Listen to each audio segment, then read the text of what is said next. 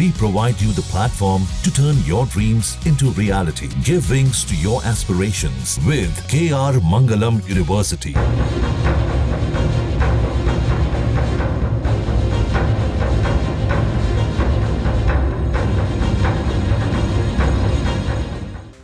पहलगाम हमले के बाद पाकिस्तानी सरकार और सेना की नींद उड़ी हुई है।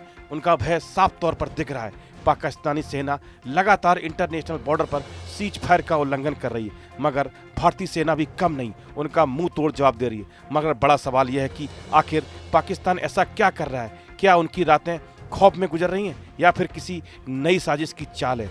अंतर्राष्ट्रीय सीमा यानी कि LOC पर पाकिस्तान बिना किसी हरकत के भी रातों में गोलियां चला रहा है। उसे यह खौफ सता रहा है कि भारतीय सेना किसी भी समय उस पर अटैक कर सकती है या फिर कुछ और ही है। दरअसल पहलगाम में हिंदुओं के नरसंहार के बाद भारत सरकार पलटवार की तैयारी में है।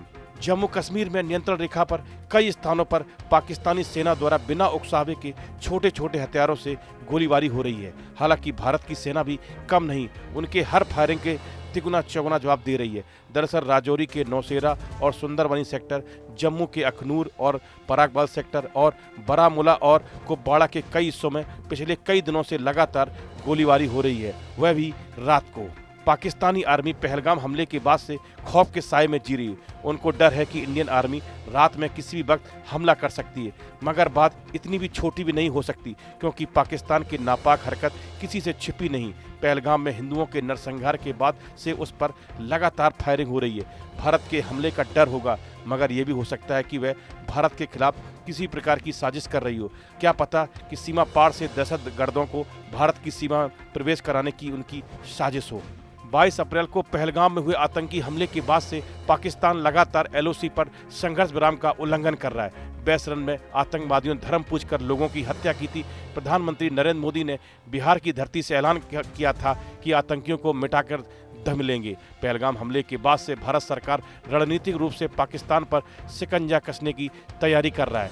तीनों सेनाओं की बैठक PM मोदी की अगुवाई में की गई। वहीं पहलगाम हमले के बाद से CCA, CCPA और CCEA और कैबिनेट की बैठक की जा रही है। पहलगाम आतंकी हमले के गुनहगारों की उल्टी गिनती अब शुरू हो चुकी है। भारत के इरादे साफ हैं, आतंक और आतंकी दोनों को जड़ से सफाया किया जाएगा।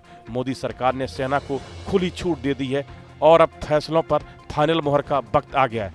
30 अप्रैल को प्रधानमंत्री नरेंद्र मोदी ने 4 बड़ी बैठकें की हैं और ये बैठकें पाकिस्तान को लेकर काफ़ी अहम मानी जा रही हैं। इस वीडियो में फिलहाल इतना ही। आप बने रहिए न्यूज नेशन के डिजिटल प्लेटफॉर्म के साथ। न्यूज नेशन अब WhatsApp पर खबरों की ताजा अपडेट के लिए न्यूज नेशन के इस QR कोड को स्कैन करें।